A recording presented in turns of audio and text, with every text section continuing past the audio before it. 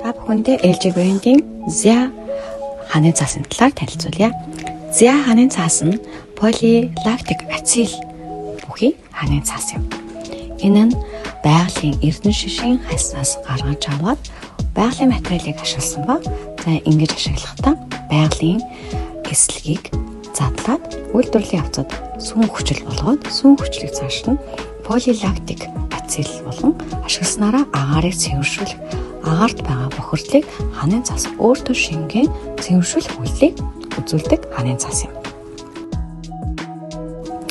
Sick house syndrome буюу эргэн тойрны бохирдол болон шинэ байшин тогсны дараа формальдгидын ялгаал нь 4.4 жилийн дараагаас хүүхдэд хүнд гар захтнах, арь захтнах, хашлын урал үзүүлдэг. Тэгвэл Zia брендийн ханын цаас маань өөрөө энэ формальдгид болон энэ бохирдлыг бууруулж өгснөөрөө атопийн нийгэмлэг буюу арсны нийгэмлэгээс санал болгодог ханын цаасны нэг юм аа.